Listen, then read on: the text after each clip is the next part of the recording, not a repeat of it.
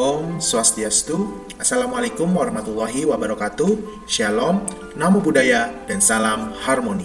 Baik, apa kabar kalian semuanya? Semoga pada kesempatan ini diberikan kesehatan kepada teman-teman semua yang akan menyaksikan materi mengenai sistem hormon dan feromon pada serangga.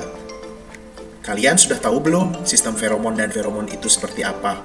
Jadi sistem hormon dan feromon ini tentunya memiliki banyak manfaat. Nah, seperti contoh, kita menggunakan hormon untuk pertumbuhan, hormon seks, hormon tiroid, dan sebagainya. Materi ini membahas secara lengkap mengenai sistem hormon dan feromon pada serangga. Jadi pada latar belakang yang telah kami paparkan, pada manusia ini selalu tertarik dengan serangga seperti kupu-kupu dan ngengat. Tidak hanya karena keindahannya secara umum dan warnanya yang mencolok, tetapi juga karena perubahan spektakuler yang terjadi selama siklus hidupnya. Jadi di garis bawahi terkait siklus hidupnya. Jadi hormon ini memiliki manfaat, yaitu demi keberlangsungan dari siklus hidupnya si serangga ini tentunya, yaitu dapat memiliki dua aktivitas, yaitu ekdisis dan metamorfosis. Ekdisis dan metamorfosis ini adalah peristiwa yang diketahui semua orang sejak masa kanak-kanak, dan oleh karena itu tidak mengherankan bahwa proses ini yang dimediasi secara hormon. Jadi dua aktivitas ini dapat ditentukan oleh hormon dari serangga tersebut. Jadi ilmuwan ini tertarik terkait dari fisiologi serangga dan endokrinologi yang ada pada serangga. Jadi ini unik ya teman-teman, serangga ini ternyata memiliki berbagai banyak hormon tentunya untuk mendukung dari siklus hidupnya ini. Nah, jadi selain itu faktor ini harus dilepaskan ke dalam hemolim karena penentuan hubungan saraf antara otak dan tubuh tidak dihambat oleh kepompong, sedangkan pengangkatan otak dikenal sebagai hormon protosiatropik atau PTH. Secara kimia adalah peptida dan banyak wawasan telah diperoleh tentang aksinya. Next. Nah, apa sih sistem hormon? Setelah tadi kita latar belakang dari sistem hormon ini, tentunya merupakan bahan kimia atau struktur kimia atau kandungan kimia yang diproduksi di dalam tubuh suatu organisme yang akan diangkut dan diedarkan ke seluruh tubuh, umumnya dalam cairan tubuh, jauh dari titik sintesisnya ke tempat di mana hormon tersebut mempengaruhi berbagai proses fisiologi. Contohnya, misalnya ketika hormon seks itu akan mengangkut ke suatu organ reproduksi tentunya. Selanjutnya, secara historis atau sejarah, implikasi ini tentunya implikasi dari hormon ini dapat mendukung proses molting atau proses pergantian kulit dari serangga, dan juga metamorfosis atau siklus hidup dari serangga itu. Next. Nah, ini adalah merupakan berbagai fungsi, berbagai manfaat dari hormon pada serangga. Jadi hormon pada serangga ini adalah untuk membentuk mobilisasi lemak, ini penggunaan protein, dan regulasi gula dalam darah seperti itu, yaitu hemostatis. Sedangkan yang lainnya ini sebagai antidiuresis, kemudian oviposition atau peneluran, kemudian mating atau perkawinan, migrasi. Itu masuknya ke dalam behavior atau kebiasaan. Nah, selanjutnya yaitu development atau perkembangan. Jadi perkembangan ini tentunya serangga bisa melakukan proses molting atau pergantian kulit. Nah, pergantian kulit ini juga nantinya akan dibahas dalam materi selanjutnya seperti itu. Dan yang selanjutnya yaitu untuk regulasi aktivitas motorik atau aktivitas terbang, aktivitas melompat seperti itu ya teman-teman. Jadi adapun teknik yang digunakan ini adalah untuk menghilangkan pengaruh otak atau pemenggalan kepala, mengisolasi hemolim dari berbagai bagian tubuh atau ligasi, atau secara artifisial menghubungkan hemolim dari dua atau lebih serangga dengan menggabungkan tubuh mereka. Jadi selain mengartikan masuk definisi dari sistem hormon, yaitu beralih ke bagian-bagian organ. tentunya mendukung dalam proses sistem hormon ini, yaitu pusat endokrin utama pada serangga umum. Pusat endokrin ini adalah sangat penting, yaitu tempat di mana untuk memproduksi suatu hormon, baik itu oleh saraf pusat, neuroglandular, atau kelenjar. Nah, ini adalah tempat di mana hormon itu dihasilkan atau diproduksi. Adapun bagian-bagian organ yang pertama adalah sel neurosekretori. Sel neurosekretori atau NSC disebut dengan neuroendocrine cell, adalah neuron yang termodifikasi yang ditemukan di seluruh sistem saraf atau di dalam SSP atau sistem saraf pusat dan sistem saraf stomoidal. Tetapi terjadi pada kelompok utama di otak. Sel-sel ini menghasilkan sebagian besar hormon serangga yang dikenal, kecuali adalah produksi steroid dan hormon juvenil atau remaja oleh jaringan non-syaraf. Namun sintesis dan pelepasan hormon terakhir diatur oleh neurohormon dari NSC. Tentunya ternyata sel-sel neurosekretori atau NSC ini sangat penting juga dalam proses atau dalam memproduksi suatu hormon pada serangga. Yang selanjutnya adalah korpora jantung. Korpora kardiak atau korpora jantung adalah sepasang badan neuroglandular atau kelenjar yang terletak di kedua sisi aorta dan di belakang otak. Selain memproduksi neurohormon, mereka itu menyimpan dan melepaskan neurohormon, termasuk hormon protarachiokontropik atau PTH, sebelumnya disebut dengan hormon otak atau ensitropin, berasal dari NSC otak. PTH ini merangsang aktivitas sekresi kelenjar protorasik ya. Selanjutnya kelenjar protorasik. Kelenjar protorasik menyebar, itu kelenjar yang berpasangan yang terletak di dada atau bagian belakang kepala. Di Cyclopaus diptera, mereka adalah bagian dari kelenjar cincin yang mengandung korpora cardiaca dan korpora alata. Selanjutnya yaitu sel-sel neurosekretori. Sel-sel neurosekretori ini terletak atau korpora alata, badan kelenjar berpasangan yang berasal dari tepi epitelium dan terletak di kedua sisi usus depan. Pada beberapa serangga mereka menyatu membentuk satu kelenjar. Fungsi mereka adalah untuk mengeluarkan hormon remaja atau juvenile hormon yang memiliki peran pengaturan baik dalam metamorfosis maupun reproduksi. Terdapat 3 jenis hormon pada serangga dan memiliki fungsinya masing-masing. Yang pertama di situ ada hormon addiction, di mana secara umum jadi hormon ini diterapkan pada steroid dengan aktivitas pemacu pergantian kulit contohnya. Nah, untuk fungsinya itu sebagai mengawali proses molting. Jadi untuk yang kedua itu ada hormon juvenil, di mana hormon ini atau yang sering disebut dengan hormon remaja memiliki beberapa fungsi, di mana fungsi yang pertama yaitu untuk mengontrol morfogenesis pada saat serangga itu molting. Yang selanjutnya adalah berfungsi untuk menstimulus lemak tubuh untuk produksi vitellogenin. Selanjutnya yaitu mempengaruhi perkembangan dan produksi sekret kelenjar. Nah, untuk fungsi yang terakhir itu yaitu mengaktifkan potensi penyerapan vitellogenin oleh sel folikel.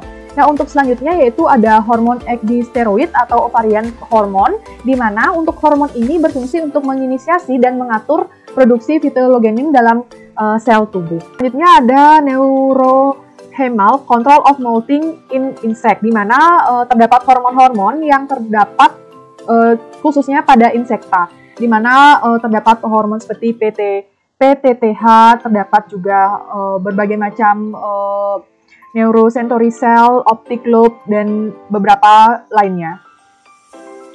Nah, selanjutnya itu nama-nama hormon dan juga fungsinya. Jadi di sini saya akan membahas sedikit mengenai nama-nama hormon dan juga fungsi dari hormon itu sendiri. Di sini terdapat yang pertama ada PTTH, di mana fungsi dari hormon ini adalah menstimulasi dan mengatur pelepasan hormon Addison. Yang selanjutnya ada hormon bursicon, di mana menstimulasi skeletorisasi dan melanisasi kutikula. Nah, selanjutnya saya akan membahas mengenai mekanisme kerja hormon dalam metamorfosis.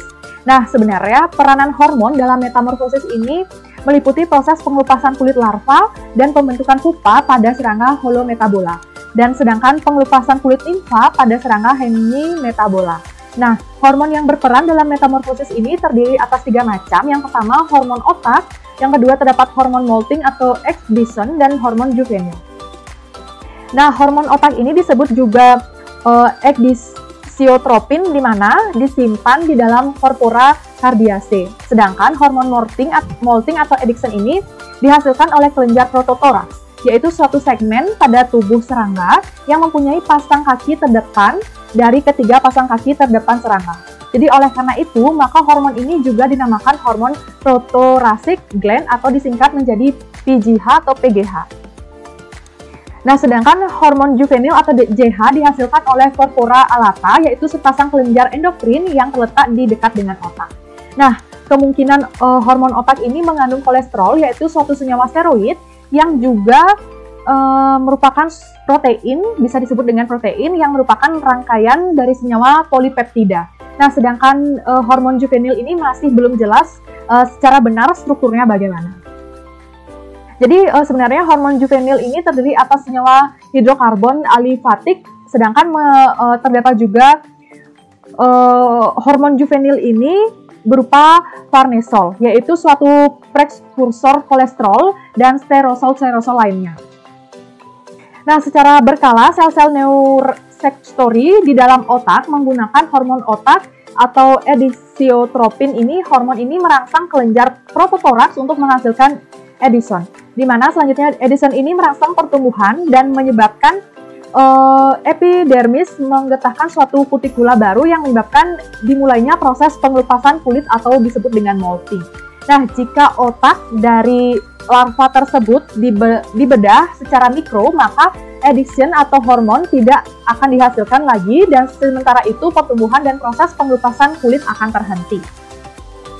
Nah, selain itu, selain pengaruh dari hormon Edison ini, maka proses pengelupasan kulit dan pertumbuhan juga dipengaruhi oleh hormon juvenil. Jadi selama terdapat hormon juvenil, rangkaian pengelupasan kulit yang terjadi di bawah pengaruh Edison itu hanyalah akan menghasilkan bentuk stadium yang tidak dewasa saja.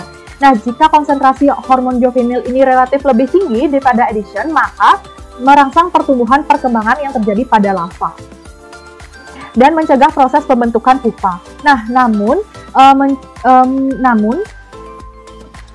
mencegah proses perbentukan dari larva. Jika suatu serangga mengelupas kulitnya tanpa adanya hormon juvenil, maka hewan tersebut akan berdiferensiasi menjadi bentuk yang lebih dewasa.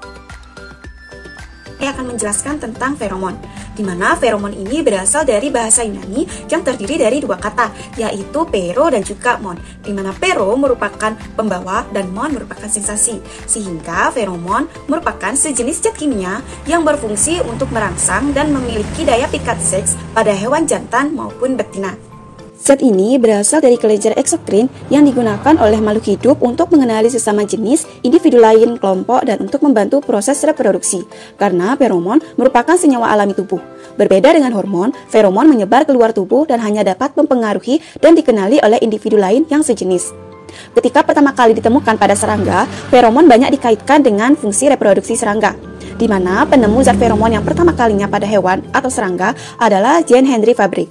Ketika pada satu musim semi tahun 1870-an, pengamatannya pada ngengat atau great peacock, betina keluar dari kepompongnya dan diletakkan di kandang kawat di meja stadinya untuk beberapa lama menemukan bahwa pada malam harinya, lusinan ngengat jantan berkumpul merubung kandang kawat di meja stadinya. Nah, setiap organisme ini memiliki jenis feromon yang berbeda, seperti halnya pada serangga, baik sebagai hama pada tanaman tertentu maupun yang berperan pada tanaman tertentu. Di antaranya, seperti feromon seks, feromon agregasi, feromon jejak, feromon penunjuk jalan.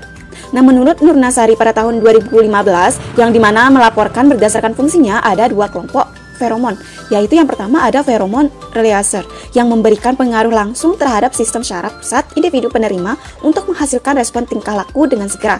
Feromon ini terdiri dari 3 jenis, yaitu feromon seks, feromon jejak, dan juga feromon alarm. Kemudian yang kedua ada feromon primer yang berpengaruh terhadap sistem saraf endokrin dan reproduksi individu penerima sehingga menyebabkan perubahan-perubahan fisiologis. Nah, lebih lanjut, Sutrisno pada tahun 2010 menjelaskan bahwa feromon dapat dibedakan menjadi beberapa jenis. Di antaranya ada feromon seks, kemudian ada feromon jejak, selanjutnya ada feromon alarm, feromon agregasi, dan juga feromon penanda wilayah dan penunjuk jalan. Feromon agregasi merupakan feromon yang diperlukan untuk mengumpulkan anggota koloni ataupun individu dan mempengaruhi perilakunya sebagai suatu individu. Penggunaan feromon ini berkisar dari penunjang perilaku makan, mating, berlindung, oviposisi, sampai ke perilaku yang belum terdeteksi secara jelas. Nah, feromon agregasi ini tersebar penggunaannya pada berbagai ordo, seperti misalnya Orthoptera, Homoptera, Hemiptera, Coleoptera, dan juga Hymenoptera. Familia yang paling banyak dipelajari adalah Scoloptidae, Coleoptera, terutama pada kumbang kulit kayu seperti genus Dendronatus. Kemudian feromon alarm merupakan feromon yang dipergunakan untuk memperingatkan serangga terhadap bahaya yang datang, apakah itu predator atau bahaya lainnya. Tanggapannya dapat berupa membubarkan diri atau membentuk pertahanan koloni, di mana beberapa anggota familia Hemiptera dan serangga sosial menggunakan feromon ini untuk menghadapi bahaya. Nah, bahan feromon ini pada aphid misalnya dikeluarkan melalui kornikulanya yang mengandung bahan feromon alarm, umumnya farnesen, dan menyebabkan aphid yang berada di sekitarnya menjatuhkan diri, menjauhkan, atau meloncat pergi. Kemudian ada feromon jejak, di mana feromon ini merupakan feromon yang digunakan untuk menunjukkan arah kelompok atau koloni suatu serangga. Contohnya pada semut, di mana pada semut ini digunakan feromon sebagai penunjuk jejak. Menurut Sutrisno pada tahun 2010, feromon memiliki beberapa fungsi yang sangat membantu dalam pengendalian hama serangga, antara lain sebagai berikut. Yang pertama, mempertemukan jantan dan betina kawin. Kemudian yang kedua, agregasi pada makanan. Yang ketiga, oviposisi. Yang keempat, alarm bila diserang. Yang kelima, kontrol perilaku kasta dalam semut. Yang keenam, stimulasi migrasi. Dan yang terakhir, menghindari multi-oposisi. Nah, apabila feromon tersebut mempengaruhi perilaku kawin serangga, maka disebut dengan feromon seks. Pada sebagian besar serangga, feromon seks ini diproduksi dan dilepaskan oleh betina dewasa dan berfungsi sebagai stimulan terhadap serangga jantannya. Serangga jantan yang mendapat pesan feromon seks akan terjadi perilaku sebagai berikut, yaitu ada terangsang, terbang mencari sasaran serangga betina, melakukan tarian kawin, dan akhirnya terjadi kopulasi. Nah, mekanisme cara kerja feromon menurut Winoto pada tahun 2010, feromon ini dikeluarkan melalui abdomen pada segmen keempat dan 5 pada serangga yang disekresikan oleh kelenjar eksokrin, di mana struktur senyawa feromon yaitu alkohol dan aldehid.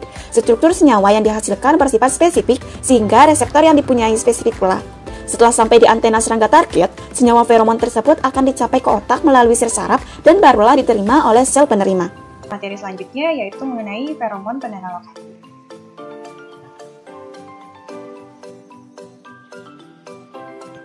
Nah, oke, jadi feromon penanda lokasi ini dikeluarkan oleh serangga tertentu untuk menjaga kepadatan populasi individu agar tidak melampaui kapasitas tampung. Nah, jadi salah satu serangga yang memiliki feromon penanda lokasi yaitu ada contohnya kumbang kulit kayu. Nah, jadi teman-teman bisa perhatikan gambarnya di sebelah kanan. Nah, jadi untuk menghindari kelebihan populasi, maka serangga ini mengeluarkan feromon penanda lokasi atau disebut juga feromon epidietik. Nah, jadi feromon yang dihasilkan oleh suatu serangga dapat memiliki lebih dari satu fungsi. Jadi tergantung pada konteks tingkah laku dan juga lingkungan.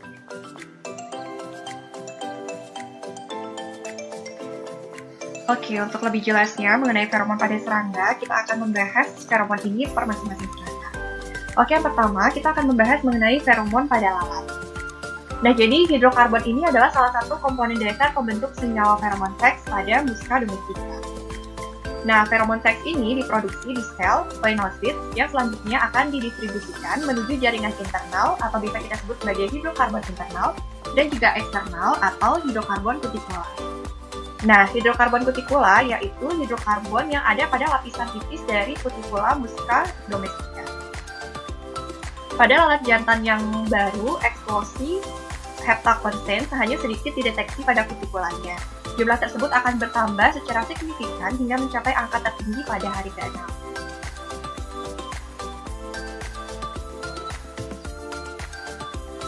Oke, yang selanjutnya kita akan membahas mengenai feromon pada kupu-kupu dan juga ngengat.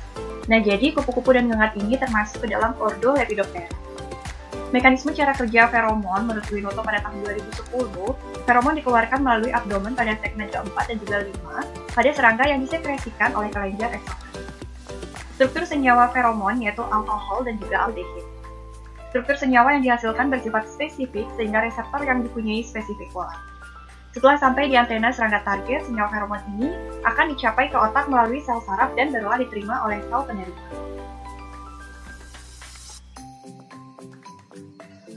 Oke, yang selanjutnya kita akan membahas mengenai feromon pada rayap. Nah, jadi rayap ini termasuk ke dalam ordo Blattodidae.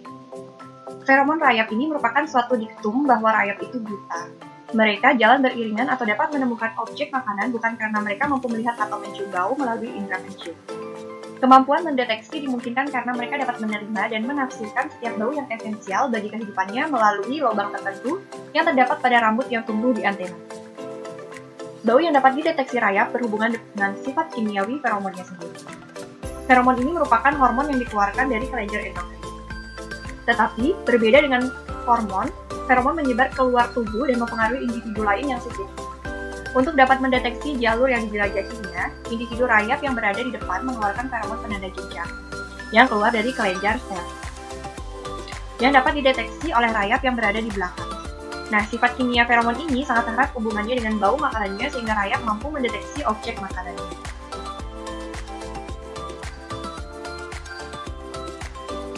Oke, yang terakhir kita akan membahas mengenai feromon pada semut. Zat feromon pada semut adalah isyarat yang digunakan di antara hewan satu spesies dan biasanya diproduksi dalam kelenjar khusus dalam sistem biologis untuk disebarkan. Nah, jadi ada banyak fungsi dari zat feromon pada semut ini. Di antaranya sebagai jejak menuju sumber makanan dan sebagai zat tanda bahaya yang disekresikan saat musuh menyerang. Ketika semut menggigit, dia akan meninggalkan zat feromon ini sebagai penanda bagi koloninya bahwa terdapat bahaya. Ketika semut menemukan bahan makanan yang ukurnya terlalu besar untuk dibawa sendiri ke sarang dalam proses piramida rantai makanan, maka semut akan mengeluarkan zat feromon untuk meminta bantuan ke semut lainnya. Jika jumlah semut telah cukup, maka mereka akan menggotongnya beramai-ramai ke sarang. Nah, jadi uniknya, semut yang menemukan jejak zat feromon dari semut lain untuk menuju sumber makanan mampu menemukan jalan kembali yang lebih singkat. Nah, jadi setiap koloni semut ini memiliki bau koloni khusus yang khas. Mereka memiliki senyawa hidrokarbon yang berbeda untuk membedakan jenis koloni mereka. Jika terdapat semut asing yang ditandai dengan bau koloni yang berbeda, memasuki sarang semut koloni lain, maka akan diserang dengan asam format, citronellal, dan zat beracun lainnya yang diproduksi oleh semut. Namun, jika semut yang datang masih berasal dari spesies yang sama tetapi berbeda koloni, keberadaan semut tersebut masih diterima karena dianggap sebagai tamu. Nah, jadi komunikasi kimiawi dengan zat feromon pada semut ini hanya salah satu cara komunikasi yang dilakukan oleh semut. Semut ini juga dapat berkomunikasi dengan sentuhan atau dengan bibir.